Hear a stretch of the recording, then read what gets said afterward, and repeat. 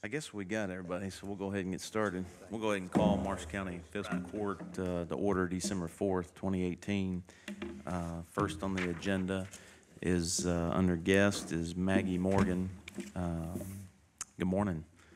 Do you want to step up to the mic and kind of just give the court a overview of the 319H funds that are available? Okay. So because of the watershed planning project that the Friends of Clarks River pursued in, I guess maybe 2011-12, we identified Chestnut Creek had a problem with bacteria, and the Friends have been working with landowners in that area to do kind of agricultural practices, septic systems, things to address bacteria and nutrients. But the Division of Water has recently worked with EPA to start a homeowner assistance program, and 319H is, it's part of the Clean Water Act. It's used to deal with specifically non-point source pollution, so runoff pollution. None of that money can go to a permitted entity, so an entity that has a permit with the Kentucky Division of Water. The sanitation district is a permitted entity, so no money can go directly to the sanitation district, but the money could go to homeowners to help them offset the cost of tapping onto sanitation district lines. So the Division of Water has recently worked with EPA to kind of set up this program. They call it the Homeowner Assistance Program. The program works on a kind of an income basis. If you are in the lowest 4 categories according to, is it HUD? That LMI, whatever, whoever decides LMI, I don't know what those are, but the lowest 4 categories, you can get 90% of your tap-on fees, or the homeowner fees covered. Not necessarily tap-on fee to the sanitation district, but their lateral line, 90% of their plumber bills can be covered, and then the homeowner has to contribute 10%. If you're above those 4 categories, then you can get 20% financial assistance. So we've been talking for a couple years about a homeowner assistance program in that area, trying to get homeowners some kind of assistance. You're at the point now where the money is there. There's $150,000 that's been set aside for Marshall County. It does work on a reimbursement basis, and that's $150,000 in 319 funding. You have to have $100,000 local match, but that doesn't mean that the fiscal court has to actually contribute $100,000 fiscal match. If the $1,000 tap-on fee is waived, that's considered local match. So if you've got 72 houses in that area and you're waiving the tap-on fee, that's a significant source of match right there. If the homeowner qualifies for 90% and he has to contribute 10%, his 10% is local match. The homeowner qualifies for the 20%, his 80% is local match. So the fiscal court is not actually out any money. The way that the application is written is the fiscal court actually receives the money, and then the fiscal court cuts the check to the landowner after the landowner meets all of the different requirements. Casey Meadow is the watershed coordinator for Chestnut Creek. So Casey would work with the landowners. They would have to fill out an application to participate in the program. The application would have to list out their income level, and they would have to have proof of income, so some kind of tax return or something of that nature. They would have to get 3 bids from plumbers. The cost or the reimbursement would be on the lowest bid.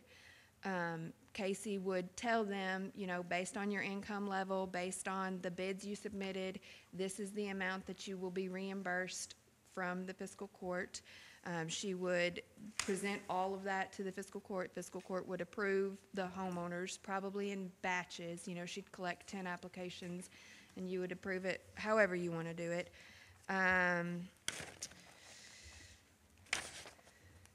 Would the homeowner pay for the entire installation The homeowner up front? Yes, they would have to pay for it, and then they would get reimbursed by the fiscal court.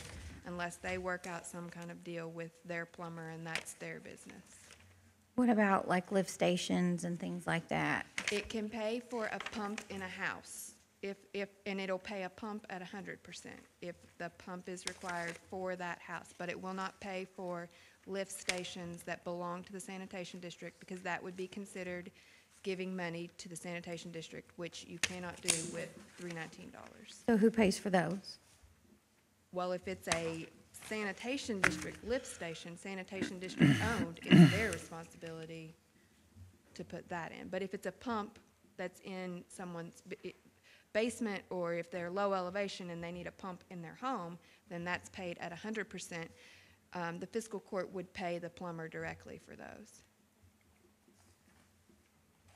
So we'd be responsible for any of the lift stations that, Actually, you'd probably want the homeowner to pay it, and then you would reimburse the homeowner so that you don't have any ownership of that lift station in their home, because you don't really want the maintenance associated. what about the ones, are there any associated with that expansion that we would have to pay for? Shouldn't, because that should be part of the expansion project. I would assume that's part of the engineering that Rivercrest has already done, and lift stations are located where they need to be located already. Yeah, and I think the pumps that you're talking about is some of the landowners, they're, maybe it's the pipe going into the houses in the back of the property, but the line's out on the front of the property. In a basement, a lot of times in a basement with a plumbing down in the basement, they have to Get use it a out. pump, yeah, they have to do a sump pump, sewer pump type, thing to pump that out to the manhole, or out to the main. And so you have that, you'll have several of those, but, So, And those are at 100% Right, with the and, 319.8. this'll take care of that, that'll be good. now there's some reimbursements that they're not going to be 100%, right? Depending on where they fall in their They'll income either level. qualify for 90% or 20%. So in the case that the construction's done and they get the bill for whatever from the plumber or the contractor that does they pay 100% of that bill and then turn that into fiscal court. Then fiscal court then requests those funds from the 319 funds to reimburse the landowner. And maybe they don't give us but 90% of that. The landowner knows that they're responsible for the 10%, so they're not going to get the 100% from it. Right. They would know in the beginning, Casey would tell them. They would know. Your bill, your estimate is $3,000, you qualify for 20%, you're gonna get Okay. $600, or you qualify for 90%, you'll get $2,700. So they'll know before they say go. To work with a. So they won't be shocked when the fiscal court doesn't give them the entire amount because they know that amount in. prior to. Okay. And it'll be a voluntary program. I mean, we can't force anyone to do it, although you do have a tap-on ordinance, so at some point, the sanitation district can force, and that will be up to them. But we are working on a voluntary basis. Cost share is available. Take advantage of it while you can. And I think the importance on that is that would be at 100% cost to the landowner. If they don't. If they don't, yeah. I know, just so that the court's aware, and correct me if I'm wrong, I know when we had been discussing this, when the fiscal court would request reimbursement, is it on a quarter? So it would be, At a minimum quarterly, but you can request reimbursement anytime. If you pay out, $100,000 in bills and you need it now, you can reimburse it more often. But at a minimum, they need an update quarterly. okay. So there would be some time involved on reimbursement, just because I'm assuming the time it takes to file the paperwork and draw the monies and. In general, it's not more than about 2 weeks. If you submit an invoice within 2 weeks, they've paid you back whatever your invoice is. And they do reimburse, like if you submit an invoice to them for $100,000, they're gonna reimburse you on a 60-40 cost share. So they'll reimburse you 60% of what you bill them, but you're billing them not just what you're physically paying, you're billing them match plus what you're paying. So it should generally always work out, and it does always work out by the end of the project. Like you used the example, was that an example when you said 72 homeowners? Is that the number in this area that I believe once the expansion is complete, that is the number that. 72? Yeah, and I doubt the 150,000 that you're requesting is not gonna cover 72. But once you run through the 150, the Division of Water can then give you more money. But because we're piggybacking off of the Friends of Chestnut Creek, that $150,000 of the fiscal court hadn't jumped through all the hoops to qualify, but the Friends of Chestnut Creek have. So that makes it more palatable for those property owners that are going to be required to hook onto this project. That's $150,000 in their pocket that they wouldn't have unless we partnered with the Friends of Chestnut Creek.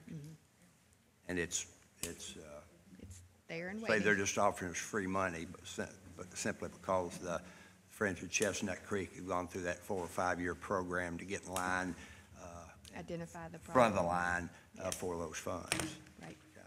right. Like a no-brainer. So, just to be clear, this homeowner A, has a bill for $1,000. They pay the $1,000, they qualify for 90%. We put in we submit our invoice to Department of Water to get back 9,000, but we don't get back 9,000, do we? Or 900? 900. You would, in that case, you would get back more than 900 because you're submitting a bill for the $1,000, that homeowner's bill, but you're also submitting a bill of local match, $1,000, because the tap-on fee, according to the sanitation district, is worth $1,000, and they're waiving that. So you're submitting a bill for $2,000. You'll get back 60% of 2,000, which, math in my head, so 1,200. so you would get 1,200. So essentially, you'd have 300 sitting in a bank account, ready to go towards the next landowner. You can't. You What still have what to- happens when they're an 80-20?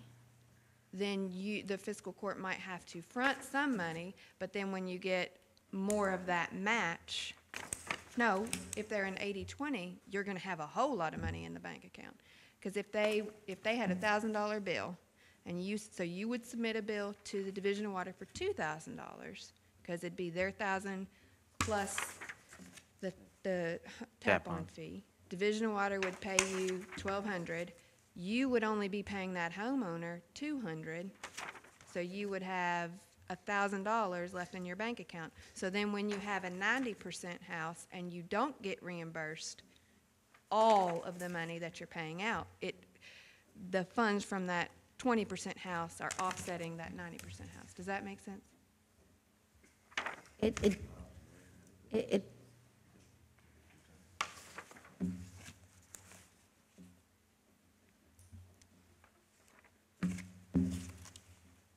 At what point do you break even? At what point, if in both situations we are making money, who gets the excess of that funds, and why should we make money off of You'll never homeowners? make money. If you ask for 150,000 federal dollars, you have to contribute $100,000 local match for a total of $250,000. They will never reimburse you more than that 150,000.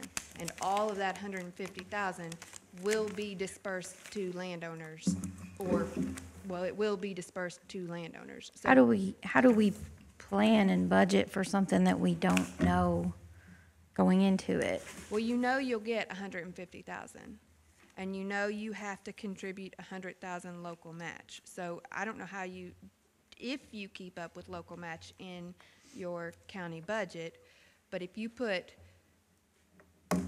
100, and the other thing is, I don't know if you'll spend all of this in 1 year. It depends on when the expansion is completed. If the expansion is completed in April, then you can likely spend 150,000 in a year, because you can probably hook up several houses simultaneously. but you may budget it over a 2-year cycle, but you would put the whole 150,000 and you would get 150,000 back. The local match is the tap-on fee, Some of it, yeah. so that's what's gonna make it dicey. I mean, how, you're gonna have funds left over, but I suppose you're gonna have to use, I don't know how you're gonna have to use them. But you could have funds left over according to how many people hook up and what their income levels are. The way, so if we do it with the Friends of Clarks River and say they have a homeowner, or they have, they might submit a bill to the Division of Water for a septic system, and maybe a person did a grassed waterway.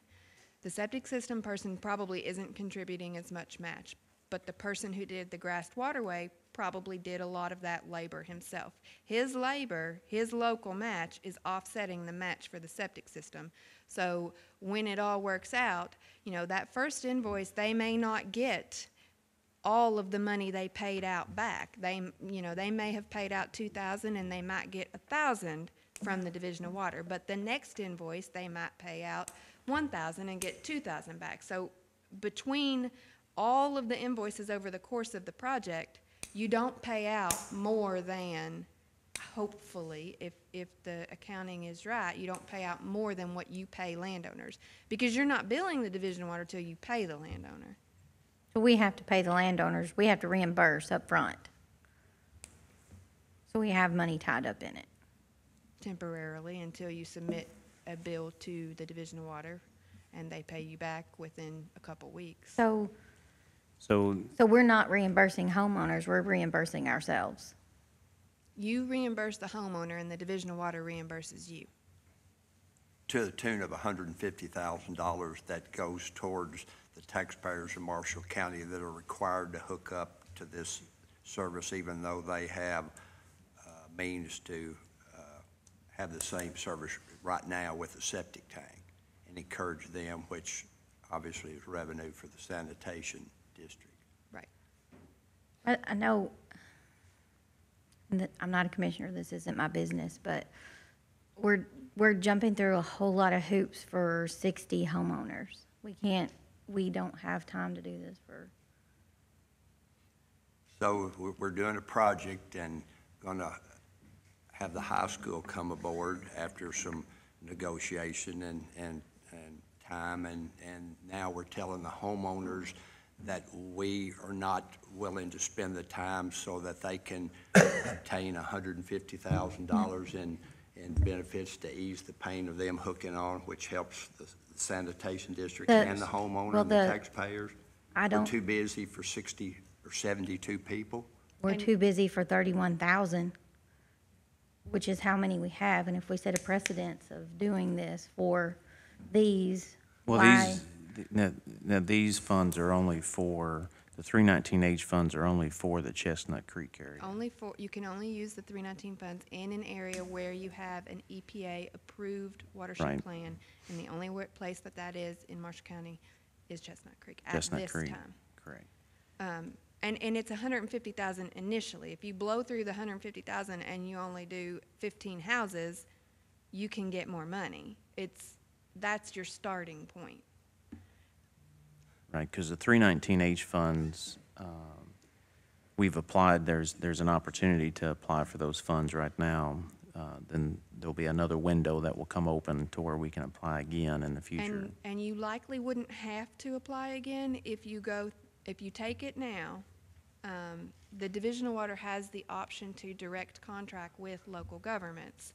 So if you take it now, you get a contract, then if you go through the 150,000 and you need additional money, they won't make you go through the application process again. They will direct contract with you and give you extra money. So that wouldn't, because the application process can delay you a year.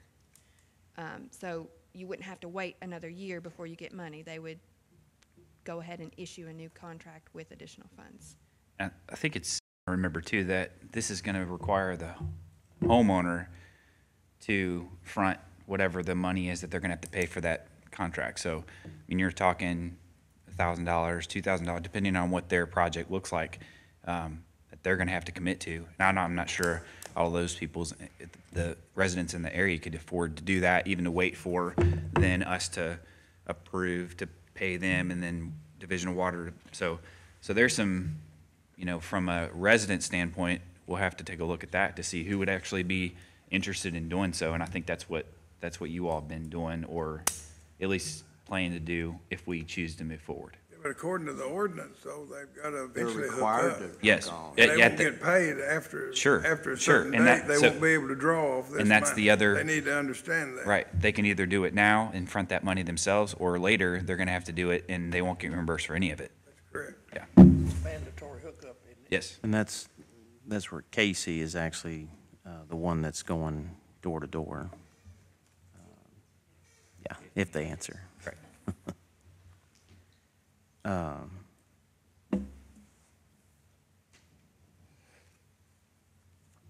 I know my talking about the timeline as far as requesting the dollars from Department of Water. There is going to be some time involved in there. So, I mean, the court's going to have to understand that it's going to be work.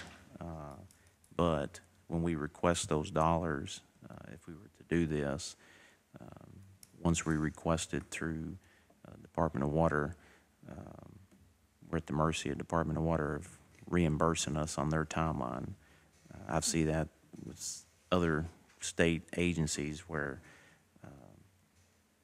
that can be an issue, but I have personally been paid by a 319 grant since 2008 with the Division of Water, and there's never been more than a 2-week period from when I submit the invoice and they reimburse the Jackson Purchase Foundation to pay for it. So right. I think pretty good. for That's us for very good. budgeting, if we identify dollars, those dollars have to be committed to the program. And if we get into a situation where we're fronting the monies, waiting to get reimbursed by the Department of Water, for us, we've got a fiscal year in July. We're going to have to pay attention to that and how we carry that over into the next fiscal year. So, but it And I'm from a budgeting perspective, if you apply for this grant, you've already applied for the grant, but if you proceed with the contracting process, it's $150,000. It's written as a 3-year grant. I anticipate you would spend it a whole lot faster, but could you not budget $75,000 for the remainder of this fiscal year? Since you're already halfway through it, and then budget $75,000 for the next, I don't know how you budget it, but you could break it down to how much you think you'll spend in a given year. Yeah, we would have to look at that. I'm sure we can set it up, however we need to, but that's what, obviously, we're gonna have to sit down and, if the court chooses to go in that direction, we're gonna have to figure that out. Because I know, they've got homes right now that are in a position to start the process, from my understanding. And if you were to go ahead and sign this, then they would start the contracting process. It would probably take a month to maybe a month and a half to get a contract. So I would imagine it's December, I can't read that, 4th. So I would hope by mid-January you have a contract in place and you're ready to go with those initial 12 houses that have already been identified as able to hook up right now. Do y'all have any other questions? I think it's a no-brainer, because of the Friends of Chestnut Creek, they're making available $150,000 to citizens of Marshall County that are going to be mandatorily made to hook up to this project, and little concern that it's the statement that I've heard that it's not worth the time for 60 people or 72 people. That I don't understand that statement whatsoever. If there's no other questions, is there a motion to move forward with this 319H funds with the non-point That source? motion, Judge. Second. All those in favor say aye. Aye. Opposed? Motion carries. You got a road hearing. You said remind you of the road hearing. Thank you, Maggie. We're gonna adjourn in the recess to go into the public hearing. We can get a motion to go into recess. Motion to recess for the public hearing, road public hearing. Second. All those in favor say aye. Aye. Any opposed? Motion carries.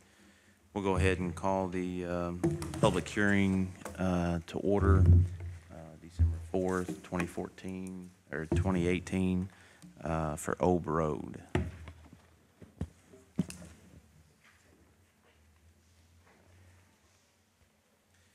Read this right now. This is the public notice for Old Road. A public hearing will be held by Marsh County Fiscal Court at the courthouse in the Marsh County Fiscal Courtroom, 1101 Main Street, Benton, Kentucky, on December 4th, 2018 at 10 a.m.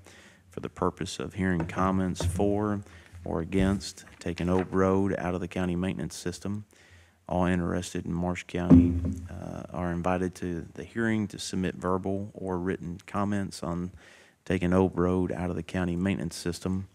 Any persons who cannot submit written comments or attend the public hearing but wish to submit comments should call the office of the county judge executive at 270-527-4750 by 4 p.m. Friday, November 30th, 2018. And this information, this public notice was ran in the Tuesday, November 27th this year in the Tribune Courier. So it was publicly noticed. So we'll put that on record. Are there anybody here for? Before you oh, start sorry. that, one additional document that I have in my possession that I think is intended for the court's record is the initial document filed by Mr. Fawn in regard to his request and explanation. So I would ask that be made a part of that record Okay. as part of this proceeding. Okay.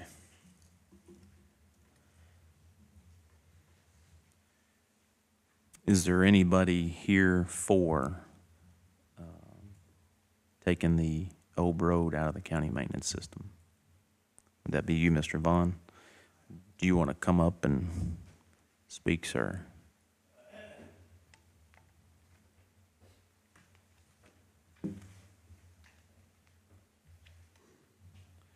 To the mic. Okay. There's more here than taking it out of maintenance.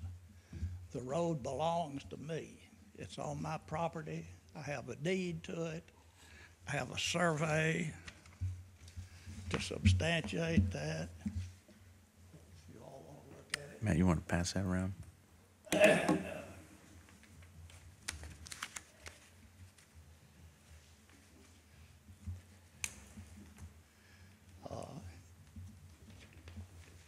There is one other legal document that you all didn't ask me for, and that's a, excuse me,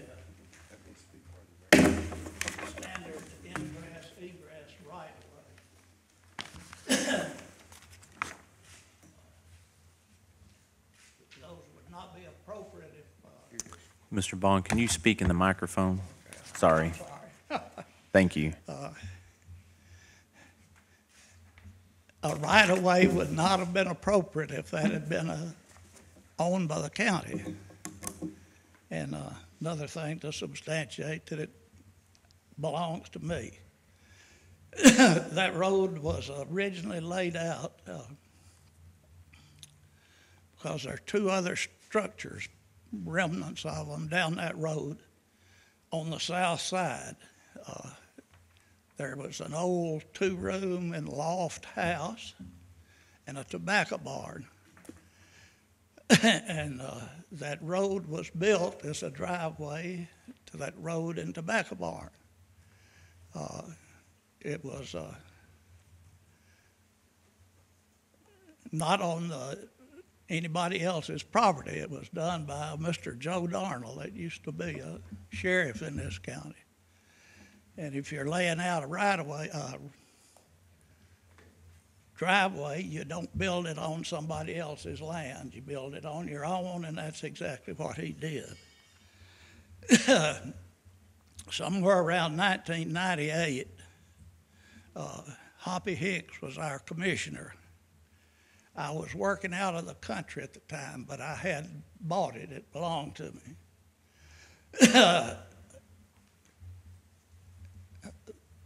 The county went in and paved this thing.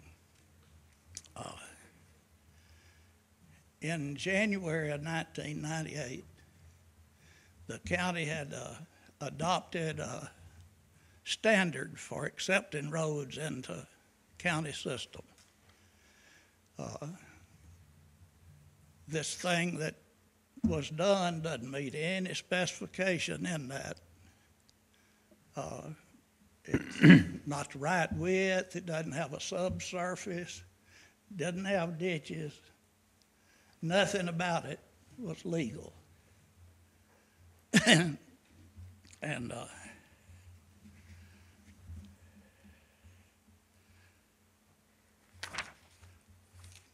basically that's it. I'll show you one more thing, what this is all about.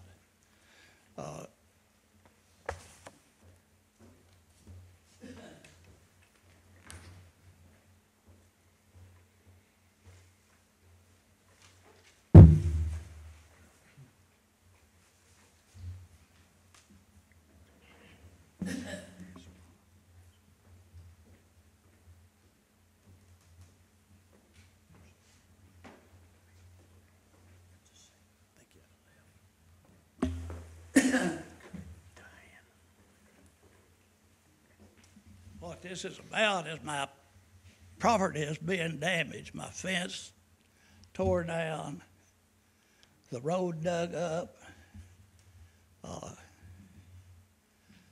quite a bit of conflict with the neighbor over it.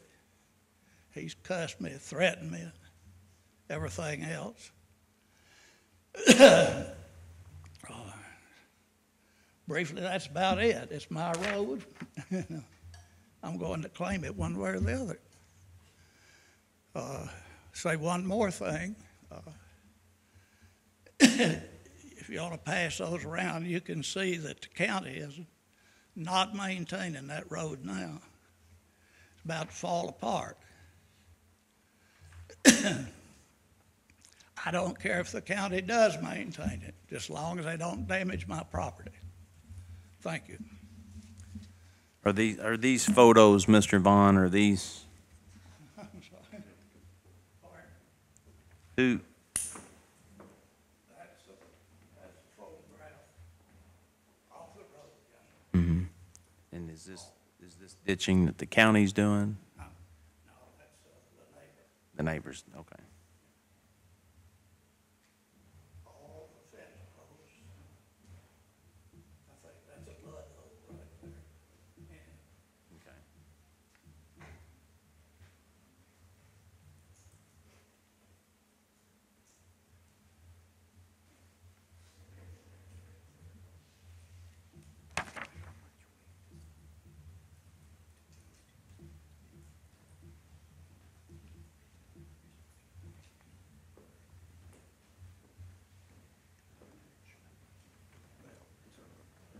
Depends on how long. Read this into the record.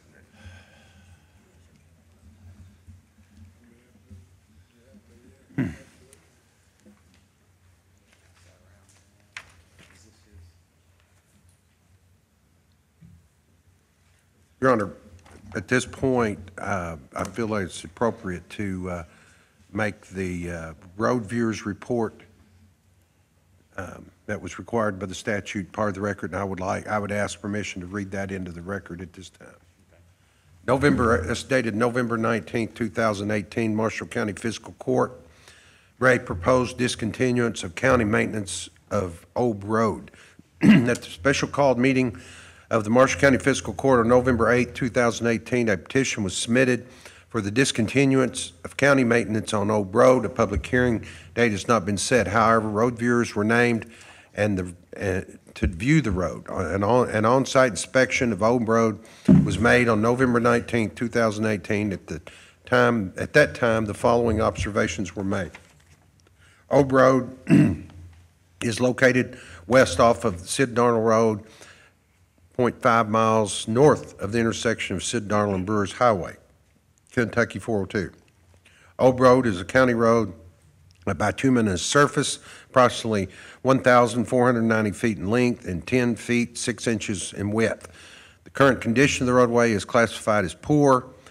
Paving was last done in 1998 according to county records. Limited drainage is provided along the roadway with no drainage provided along the southern portion. A barbed wire fence has been erected 2 feet from the southern edge of the pavement. The fence has severely restricted maintenance along the roadway to the point that low and medium height vegetation now encroaches upon the roadway and touches vehicular traffic. A turnaround is not located at the end of the roadway. Means for turning around is accomplished by using the landowner's drive. This is also severely restricted due to the location of the fence and narrowness of the roadway. 3 separate landowners have road frontage along the Old Road: John Fawn, the petitioner, Patricia Redden, Terry and Regina Ross. 2 residences are located on the roadway, both of which currently owned by Ross, one of which is his primary residence. Ross is the only landowner which relies upon Old Road for their primary ingress and egress to their property. The remaining landowners primarily access to their property from Sid Darnell Road. The submitted petition only contains the signature of one of the 3 landowners. County records for Old Road are limited. Road Department records state that right-of-way total width being 24 feet. Deed research reflects a discrepancy with surveyor James Kane stating the county right-of-way being 9 feet from the center line in 1995. Based on the information presented and the observations made during the inspections, the road viewers believe that all landowners, residents along Old Road should be in agreement to discontinue county maintenance. If maintenance is not discontinued, it is our recommendation that the fence be relocated a distance that allows for continued maintenance of the roadway. Respectfully submitted, Casey Counts, Wendy Greer, and Andrew Lepesto.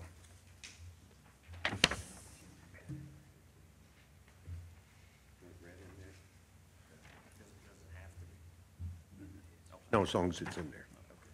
I do have a couple follow-up questions in regard to that of road superintendent. What did county records reflect in how long the county has maintained or done anything on that road?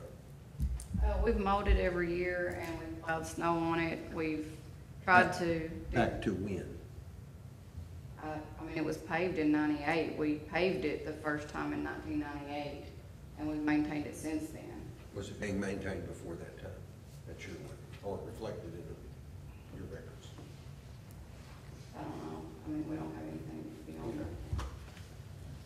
And But I do know that the deeds that we had pulled up, referred to it as Old Road in 1995. yeah, and those are in the record. Okay, that's all I have.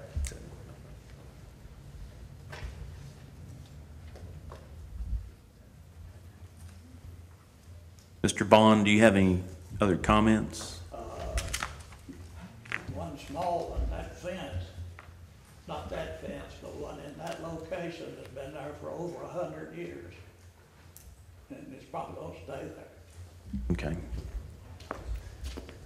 Are there any other comments for the petition to have Old Road come out of the county maintenance system? Are there any other comments for? Are there any comments against Old Road to come out of the county maintenance system?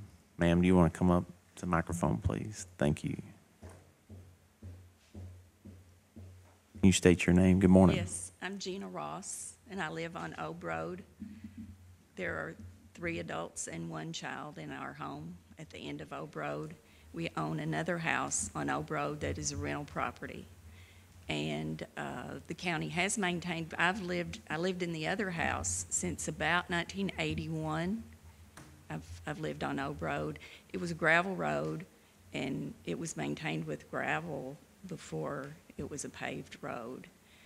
And we also have a small business in Marshall County. We have a landscape and lawn service, and we've built 2 barns on our property that house our equipment for that lawn service.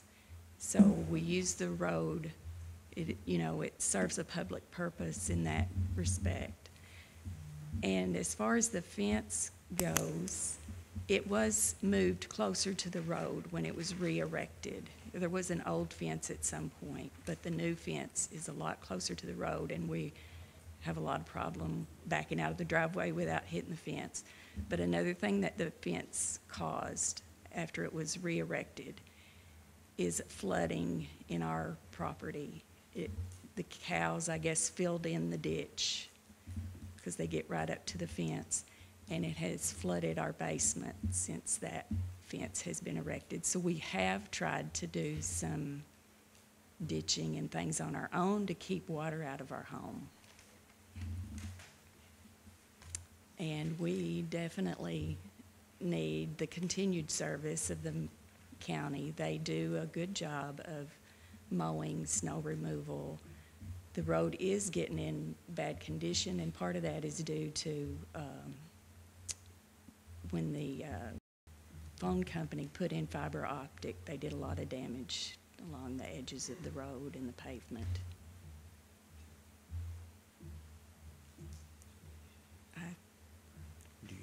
Is that all you have, Ms. Ross? Yes. Okay. Thank you for your time this morning. I saw another hand go up. Do you want to come up, ma'am?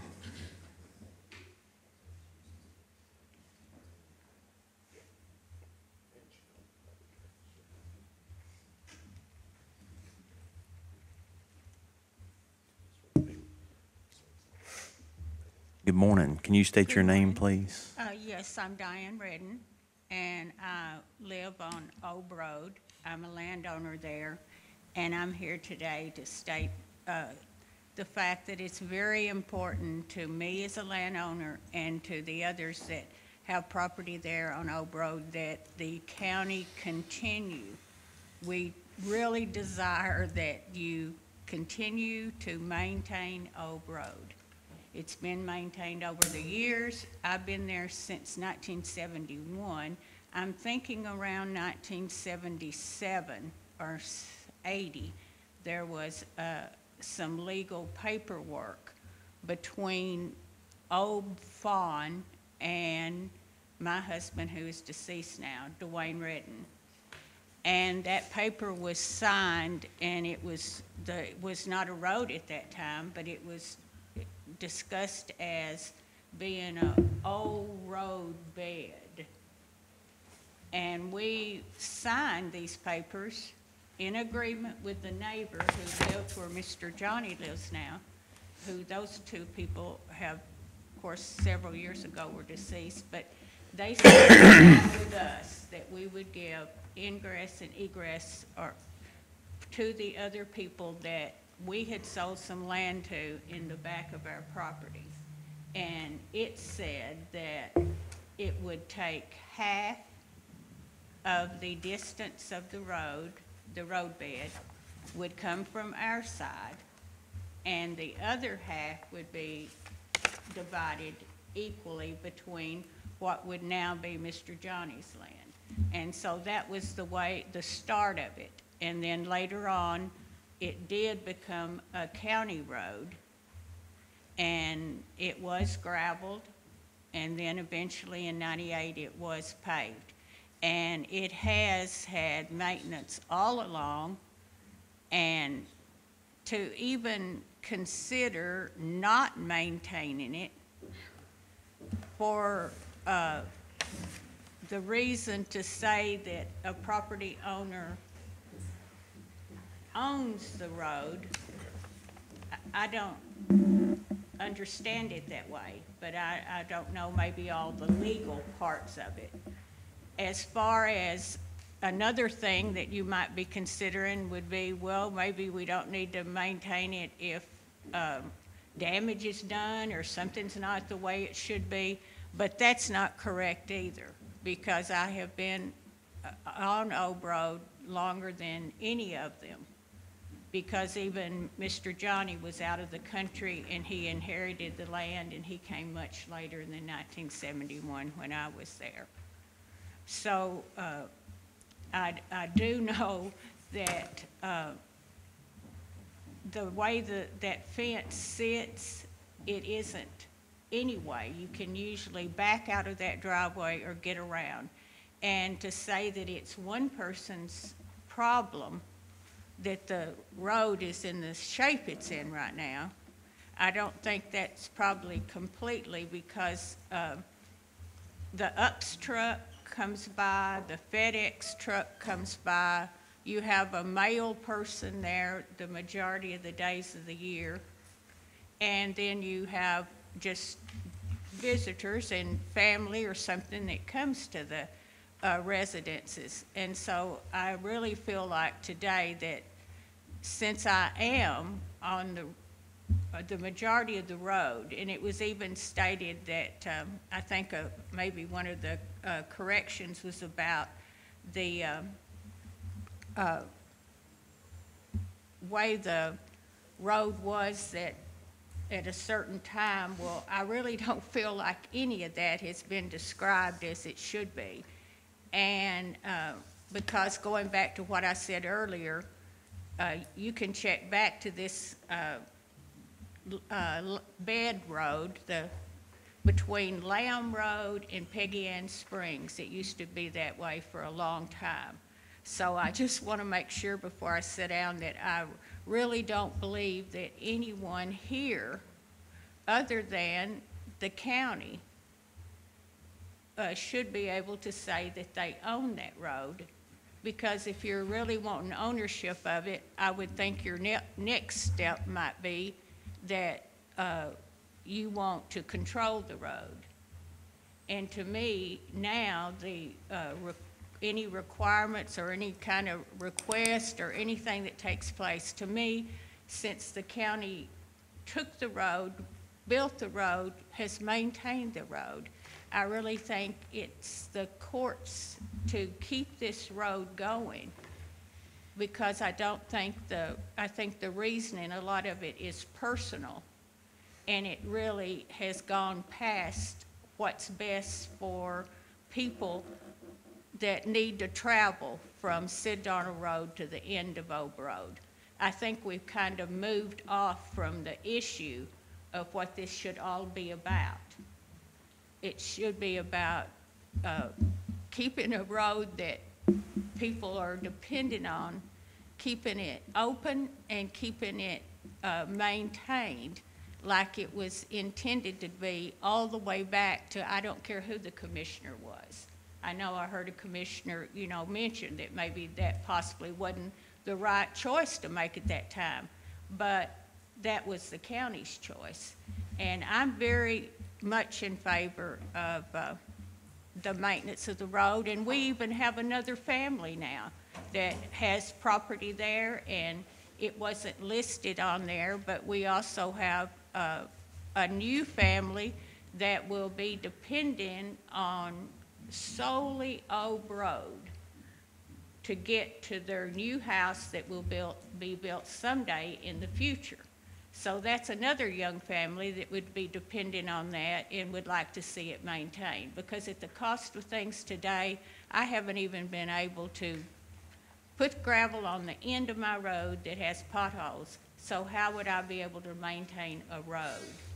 And I don't think I should have to, because another thing that might not have been mentioned, there's a piece of land that's about 12 acres, I guess, that goes between, after the house that was maybe someday going to be a rental, and to the Ross's home. That section there, it's very important to me that you maintain this road, because that is farmland, or that is land that it might be that it would need to be sold and broke up into plots of some kind.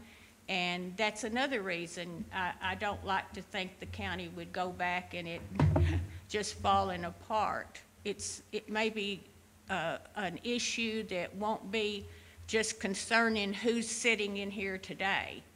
It may be other families that'll have to worry about how they're going to get a road and a good access to their home or to their land. So it's not just an issue about whether one person could get along with another, but I think there's been a little bit of harassment in that going.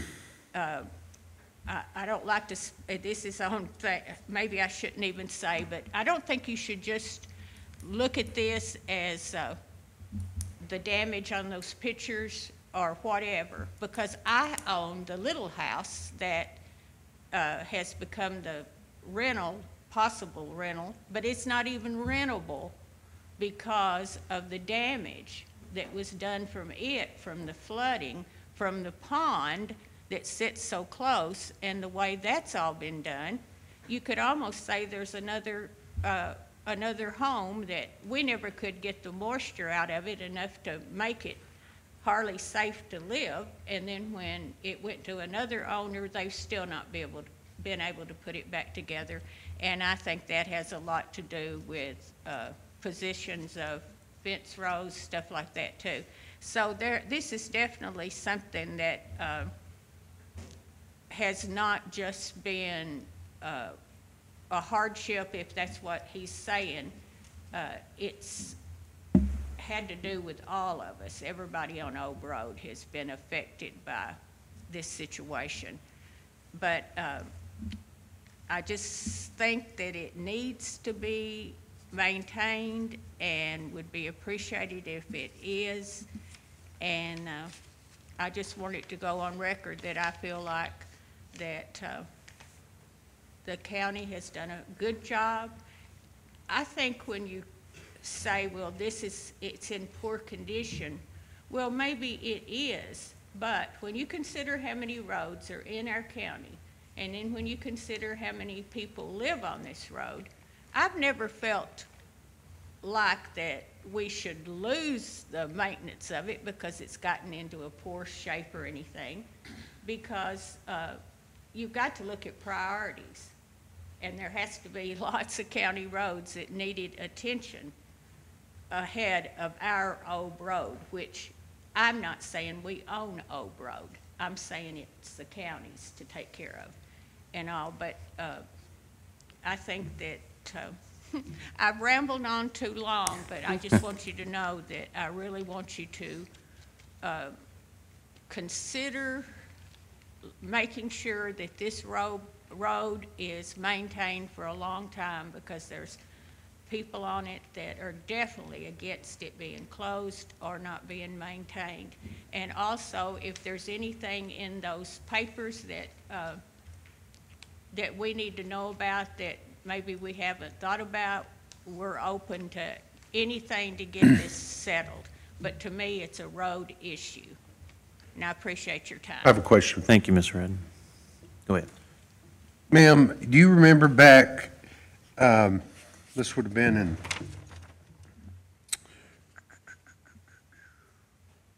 1992, where you transferred a portion of property, no, there was a portion of property transferred from Laura Lovett to the Rosses?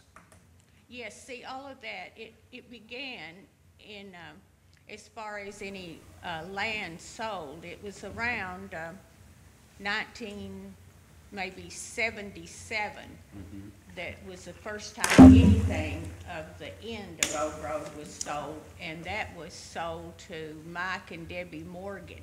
Okay. So they've been on, but when they were on Old Road, it was more like what I was trying to describe as an old road bed. Well, let me ask you about that. In March of '92, that deed states, it is specifically agreed between the grantors and the grantees herein that the grantors shall grant to the grantees any right and/or interest that they might have in the old road bed which is immediately south of the grantor's property. The grantees shall have the right of ingress and egress across this road bed without interference by the grantors. Is that roadbed referred to in that deed, the roadbed that is Old Road now? Yes, yes, because it started out with not anything but what you could see left of the old roadbed. Like you would have to walk back through there, like you were walking through the woods or the fields and all, but you could tell where there had been a roadbed. And one thing that really kind of designated the area and all was the fact that you had large trees that ran on both sides down exactly through that narrow, what would have been the old roadbed, which is what I was thinking probably would have been the, one end would have been Lamb Road and one end would have been the Peggy Ann Springs. Thank you. But then in about 1977, when Mike and Debbie Morgan got it, it had nothing there, no gravel. And I think when they bought it off of us, it's a beautiful lot or area. I don't maybe think that they recognized the cost it would be to try to take that on individually. I'm not for sure if there are reasons, but in around 1980, that was sold again. And that time, it was sold to Mike and Yolanda Mathis. And they lived back there. And Mike Mathis is the one that really pushed to get a county road and to get some maintenance back there. So I know around 77 to 80, that was already in the makings on the county road. But when they mentioned the old roadbed, that's what later on, and at that time, it wasn't even gonna be called Old Road. It was gonna be called Mike Miller Road. I mean, Mike Mathis Road, I'm sorry. And so that was even changed, but it's been a long time that this has been a county issue or a county responsibility. Thank you, Ms. Redden. Was there any other, did I see any other hands? Sir, you want to come up? Well, Mr. Vaughn, I'm sorry.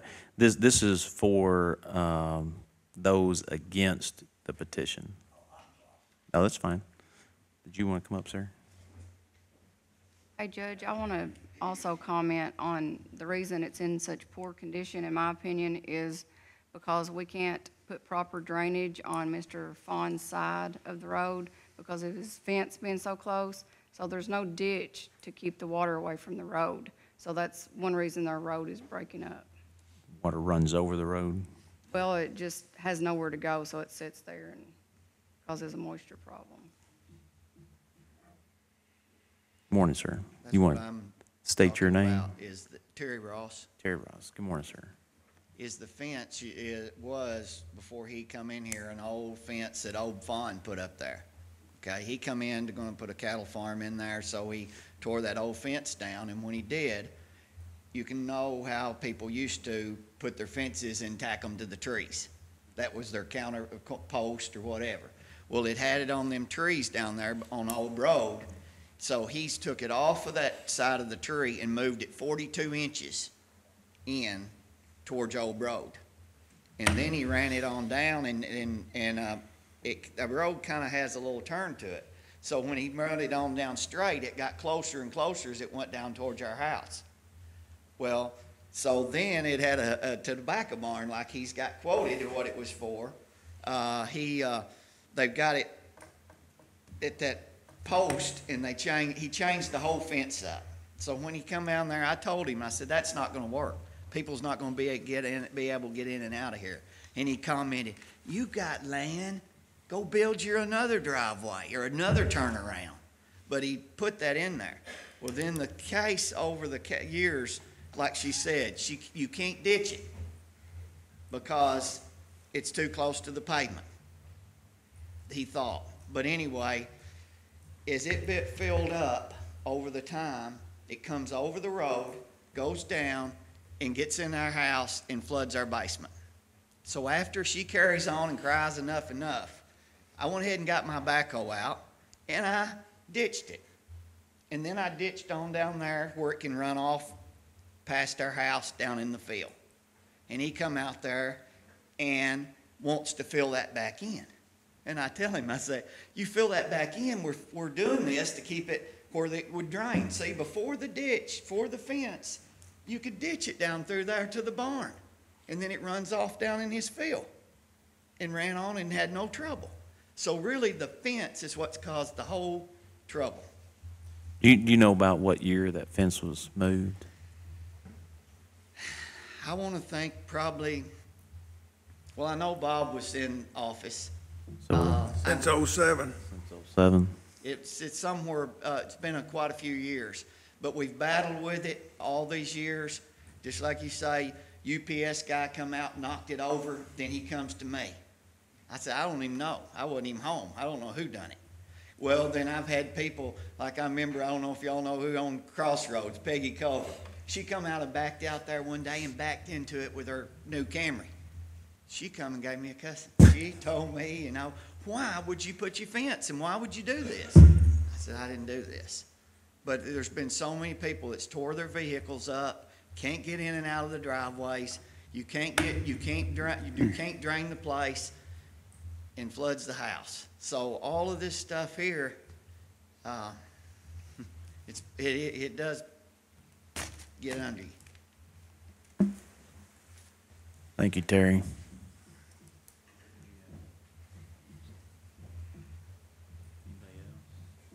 Any other against the petition? Any others against the petition? I think that suffices the statute requirement. Today's public hearing was to hear both sides for and against the petition. And I believe we've done that. The next thing we'll do is recess out of this public hearing, and the fiscal court will discuss it at the next fiscal court meeting. I want to appreciate and say thank you for everybody that did show up today for and against, so that we can hear comments from both sides. So the next step, if anybody is wondering, I believe it's December 18th. Is that our next scheduled meeting? That's when we'll be discussing it. So thank you. We'll move on with guest under B, Chad McCain from Rivercrest. I saw Chad in here somewhere. Is he still? There he is. Good morning, sir.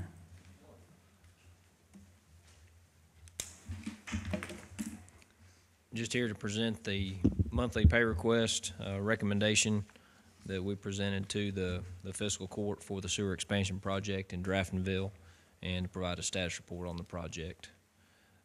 You have that in your packet. You can see we're at pay request number 4 now for the sewer expansion. The contractor, Merco, is proceeding along. They're working on the high school property now.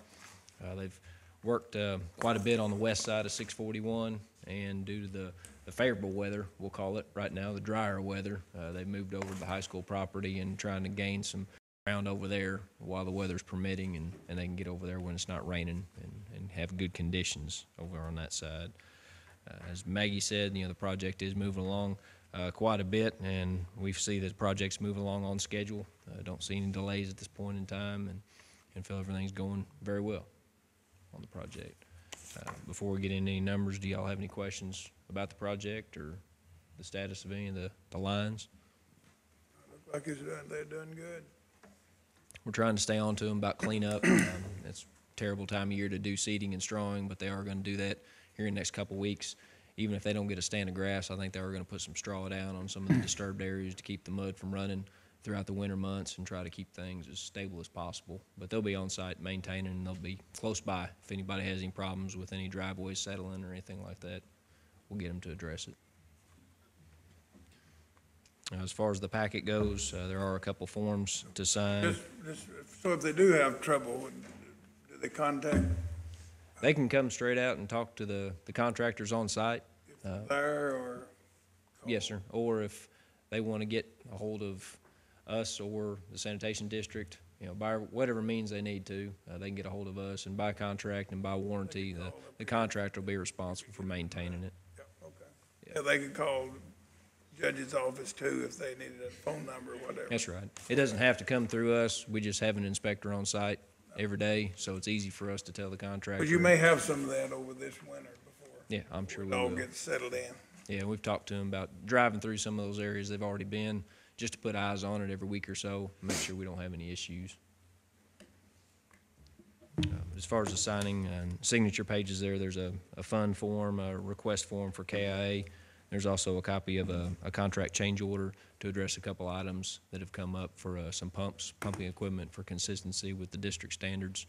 They're using the Homa manufactured pumps and controls, and also a culvert pipe over at the lift station site.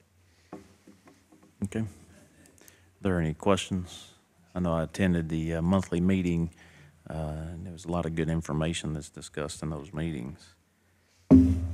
With that, we need to make a motion to approve the drawdown request so we can get that submitted to KIA. Motion to approve the drawdown, Judge. Second. 207,898.78. All those in favor say aye. Aye. Any opposed? Motion carries. Thank you, sir. All right, thank you. Move under correspondence. I got, this is a resignation as park superintendent from Dennis Faust. So I'll just read this. Dear Judge Neal, I'm hereby tendering my resignation as park superintendent at Mike Miller County Park in the wake of my election to the office of Commonwealth's Attorney for the 42nd Judicial Court, or Circuit. While I will not take office officially until January 7th, 2018, I believe that's 2019, I wanted to go ahead and formally resign from the position. As for the effective date of my resignation, I'm proposing to make the resignation effective on December 31st, 2018. There are several matters that will need my attention between now and then, and this should afford plenty of time to wrap things up from my end. It has been a pleasure working with you for the past 2.5 years. While I have resigned because of the new position, I do not intend to abandon the park from a volunteer standpoint. I will be available to assist in the transition to new leadership and will do what I can to help make our park system better. Thank you again for the opportunity to serve our county. Sincerely, Dennis Faust. So we'll put that, we've already started the process as far as putting out, I think we put that out yesterday, that there's an opening for that position. So that process has already started. Also under correspondence, MediaCom rates changes. The old rate for local broadcast station surcharge was $11.26. New rate will be $14.78. Net change, $3.52. Regional sports surcharge, old rate was $3.38. New rate, $5.07. Net change, $1.69. Family TV, old rate was $75.49. New rate, $77.49. Net change, $2. Prime TV, $91.49 was the old rate. New rate, $93.49. Net change of $2. This will take effect January 1st of 2019. We'll be implementing the new rate adjustments. We'll post that on our Facebook or on our county webpage. Under old business, approve the minutes, November 20th meeting. Motion to approve the minutes, Judge. All those in favor say aye. Any opposed? Motion carries.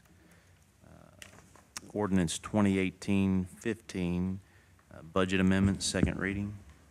Ordinance 2018-15, an ordinance relating to the annual budget amendment thereof, whereas the County of Marshall has received additional funds, now be ordained by the Fiscal Court of Marshall County that Section 1, the annual budget for fiscal year 2018-19 is amended to increase revenue account for the KIA Marshall County Sanitation District 2 expansion loan for $3,066,988.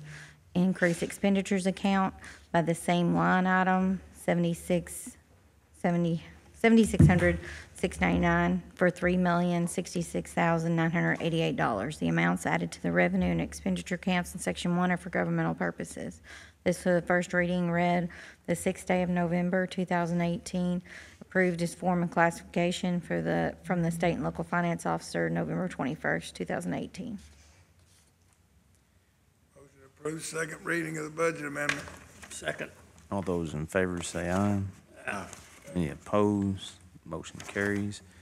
The next item under old business, do you want to update the court on that? Is the lease on the lien? Yeah, I think we discussed last time, Mr. Knight was interested in the property that had a lien on it by the county, and agreed to pay the outstanding property tax and $1,500 towards the lien that we discussed last time.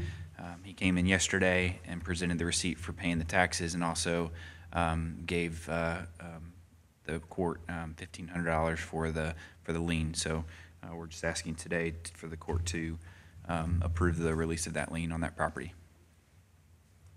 Do you know if the taxes have been paid? Yes, sir. They have? They have. And this is on the 205 and 215 West First Street in Gilbertsville property. Motion to approve release of that lien. Second. All those in favor say aye. Aye. Any opposed? Motion carries. Under new business, item A, this is BFW's proposal for the turning lane for Southwest One Industrial Park.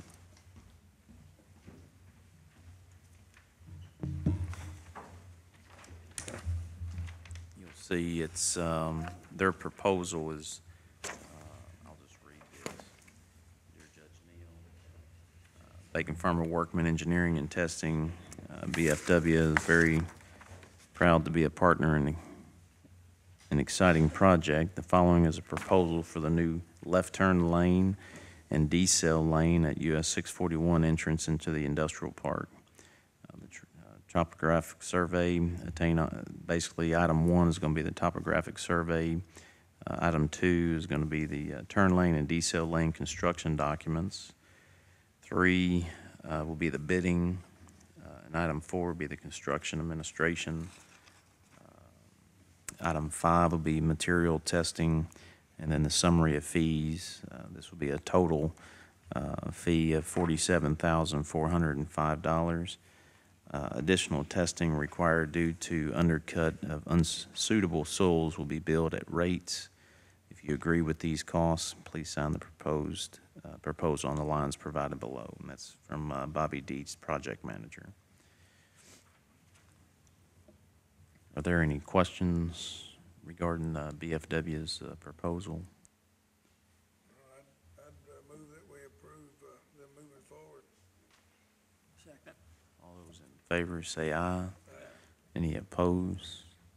Motion carries. Next item is the intra-fund transfer. I'm asking to move from the 911 Heritage account to the 911 CFSB account. This is a bank-only transfer, is $27,620.27. From the grant fund at CFSB to the general fund for CFSB, $677,955.32. And from the occupational tax fund to the road fund at CFSB, $250,000, and that's budgeted subsidy. Motion to approve the transfers. Second. All those in favor say aye. Any opposed? Motion carries. Appropriations transfer. I have several appropriation transfers. The first one is to cover tax bill preparation and moving $50 from fiscal court filming to tax bill preparation. Also moving $5,000 from courthouse repairs to courthouse remodeling. I need to move from general fund reserves to maintenance building lease for the remainder of the rent due for our special projects crew where they're located now. I have a small transfer of $50 from there's departmental with GIS, and then the remainder of the transfers below that have to do with the KIA expansion loan. This is moving the money from the grant fund into the general fund and reimbursing the fiscal court capital projects line item that has fronted the 2 MERCO payments for we're totally moving $677,955.32. of that 477, 444, 78 goes back into the capital projects line item.